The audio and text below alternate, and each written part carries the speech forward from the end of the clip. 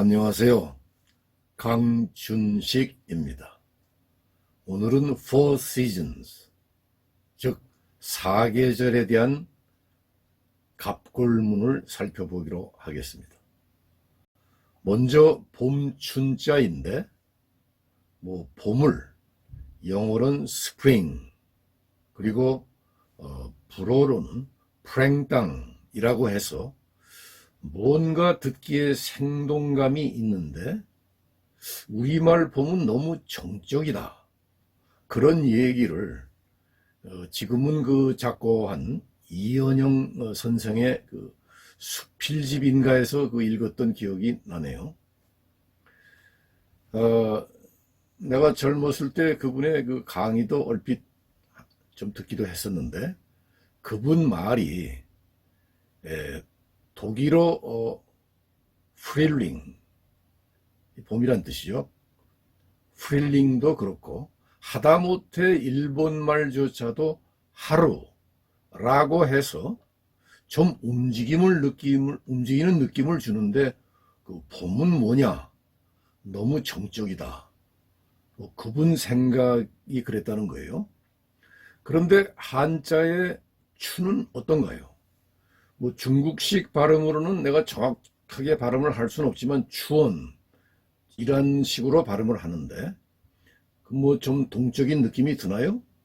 나는 우리말 봄이 더 좋더라고요. 봄, 만물이 약동하기 시작하는 모습을 보는 것, 봄, 그 얼마나 좋습니까? 봄춘. 봄춘자는 어디서 온 걸까요? 어떤 옥편에 보니까 새싹이 땅 위로 나온 모습과 태양을 합친 글자다라고 해설을 하던데 상당히 근사치에 가깝습니다. 다음 사진을 보시죠. 들에서 새싹이 자라고 있는 장면인데요, 이를 스케치한 갑골문이 있습니다. 갑골문을 보면 왼쪽은 그 나무와 나무 사이에 해가 뜬 모습을 그렸어요. 그리고 오른쪽은 그 씨가 싹 튼 그런 모양입니다. 이런 모양을 그려가지고, 다시 말해서 햇살을 받아 초목이 처음 자라나는 모습으로 그 시기를 갑골문을 만든 동이족들은 표시를 했던 것이죠. 곧 봄이다 이겁니다.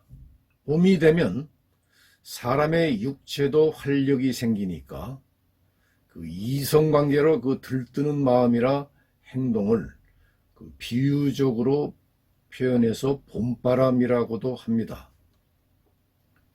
이 봄바람에서 바람 피우거나 바람 났다는 그런 표현이 나오게 되는 거죠. 앞에서 갑골문을 살펴보았으니 그 두 번째 금문부터 보기로 할까요? 금문에 오면은 위는 그 풀을 그린 건데, 이 풀초자의 초기 글자입니다.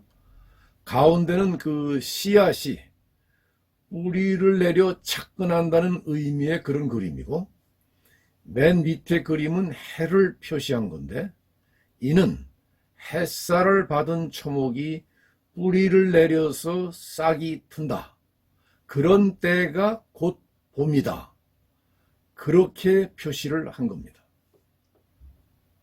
그 소전에 오면은 그 씨앗이 뿌리를 내려 착근한다는 그림이 그 진칠둔의 그 초기 글자로 발전을 했어요.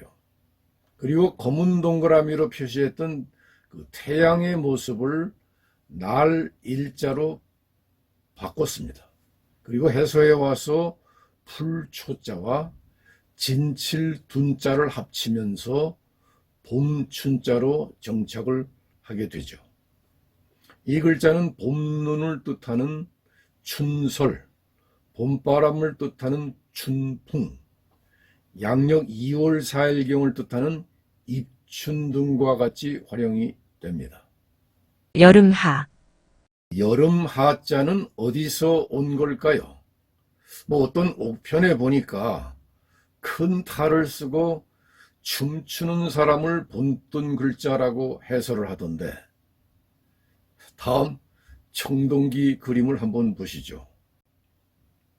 머리 위에 해가 너무 뜨거워서 사람의 팔다리가 흐느적거리는 모양의 그런 청동기 그림입니다. 이 그림을 춤추는 모습으로 보았다면 필랄러지, 곧 문자학 공부가 좀 부족한 거죠. 사실은 그림이 아니라 청동기에 새겨진 여름하의 그 초기 글자였는데, 그보다 앞선 갑골문은 다음과 같습니다. 갑골문을 보면은 머리에서 머리카락이 아니고 머리에서 열이 올라가는 그런 모습이에요. 열이 나고 팔다리가 축 그런 늘어진 모습을 스케치한 겁니다.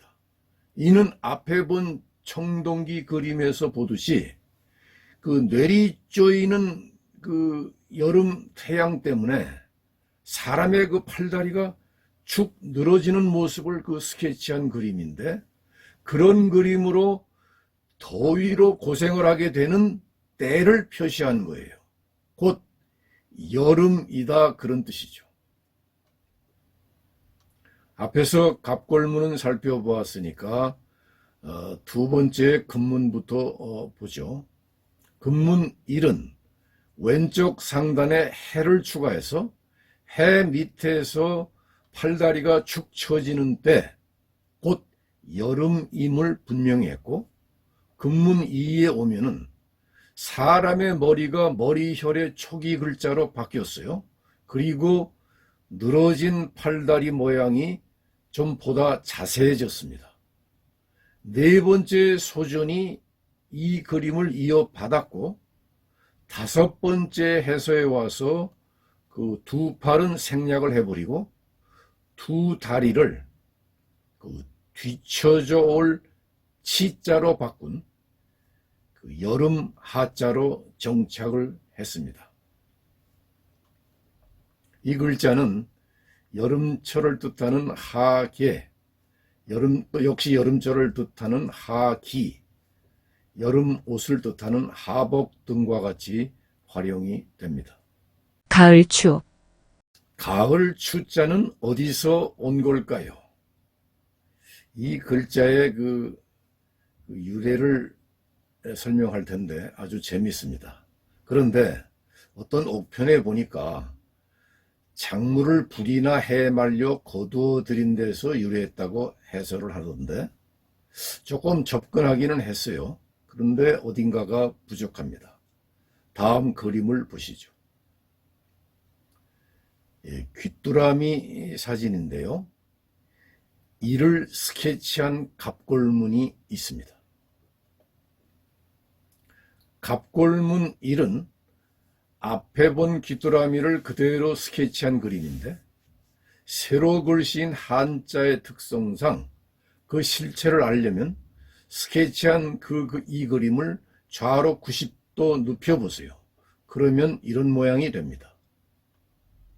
이 그림을 귀뚜라미 사진과 한번 비교해 볼까요? 어떻습니까?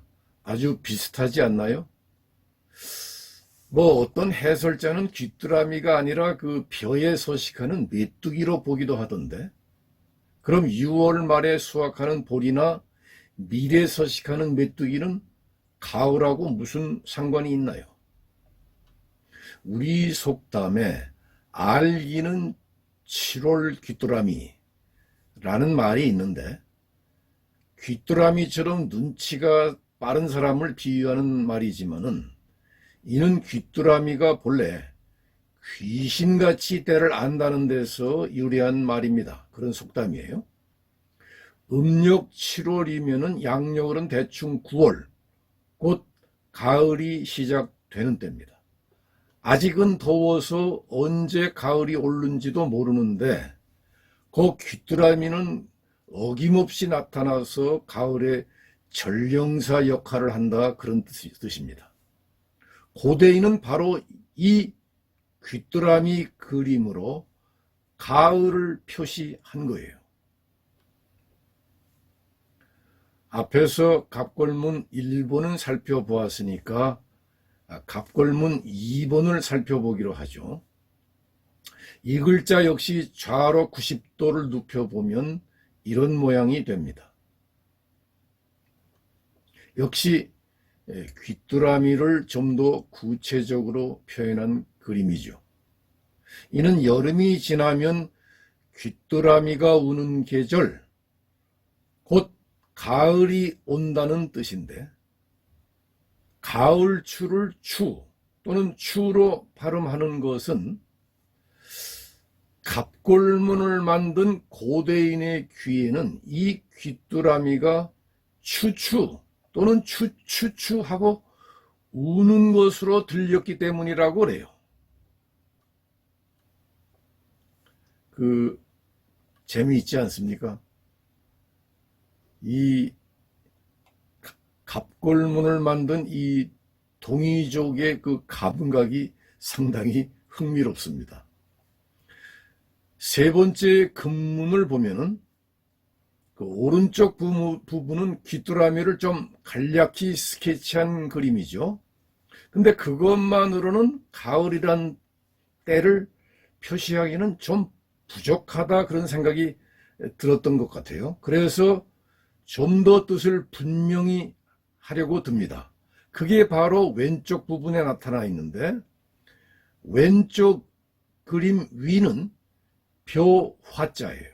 그리고 아래는 불화자인데, 이는 오른쪽에 귀뚜라미가 울고 왼쪽에 벼가 밑에 불처럼 뜨거운 햇살 아래 익는 때 곧 가을이다, 이런 뜻이 되는 거죠.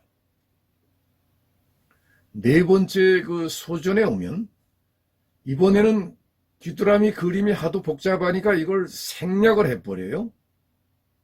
너무 복잡하거든요. 그래서 벼화자와 불화자만 남겨요. 벼가 불같이 뜨거운 햇살 아래 익는 시기, 그게 가을이다, 이런 얘기예요.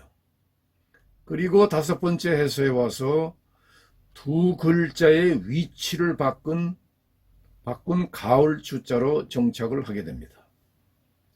이 글자는 가을 서리를 뜻하는 추상, 가을에 가늘어진 짐승의 털이라는 데서 그 아주 적다는 뜻의 추호, 늦가을을 뜻하는 만추 등과 같이 활용이 됩니다.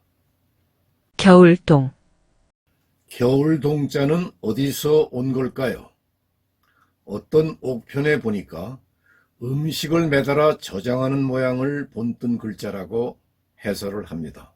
고드름처럼 매달았다, 그런 거겠죠. 사실일까요? 다음 사진을 보시죠. 눈이 내린 겨울 풍경인데요. 몹시 추워 보이죠. 고대인은 춥다는 것을 표시할 그 상징 그림을 찾아냈는데, 그게 바로 다음의 갑골문입니다. 헤드폰 같다고요? 고대에 무슨 헤드폰이 있었겠어요? 이거는 태아의 배꼽과 태반을 연결한 그 탯줄이에요. 이는 아직 탯줄이 달린 아이, 곧 세상에 나온 아이가 처음 느끼는 게 춥다는 건데, 고대인은 이 탯줄 부호를 빌려서 그 추운 겨울을 표시한 겁니다. 고대인이 만든 글자에는, 갑골문을 만든 동이족의 그 상상력에는 의외로 사람의 몸과 관련된 그런 글자가 많아요. 앞에서 갑골문은 살펴보았으니까 두 번째 금문을 보기로 하죠. 금문 1은 갑골문을 이어받았고요. 금문 2에 오면 탯줄 안에 해 그림을 추가했는데, 이는 추위를 시간 개념으로 바꾼 거예요. 그래서 겨울이라는 뜻을 좀 분명히 한 겁니다. 네 번째 그 소전에 오면 그 밑에 언덕 모양의 그림을 두 개 겹쳐 놓았는데 이건 언덕을 그린 게 아니고 얼음을 가리키는 그 부호입니다. 해 그림을 없애는 대신에 그 얼음을 추가해 가지고 추운 계절이다, 곧 겨울이라는 뜻을 분명히 하게 된 겁니다. 그리고 다섯 번째 해서에 와서 그 탯줄 그림을 그 뒤져서 올 치자, 그리고 얼음 부호를 점 두 개, 곧 얼음 빙자로 바꾸어서 겨울 동자로 정착을 시킨 겁니다. 이 글자는 동계올림픽 할 때의 그 동계, 곧 겨울철이라는 뜻의 동계, 그리고 겨울잠을 뜻하는 동면, 겨울을 난다는 뜻의 월동 등과 같이 활용이 되죠. 오늘 강의는 이걸로 마치도록 하겠습니다. 경청해 주셔서 감사합니다. 한자 이야기는 다음에도 계속됩니다. 이 영상을 재미있게 보셨다면 좋아요와 구독을 눌러주시고 알람 설정을 해주세요. 영상 제작에 큰 힘이 됩니다.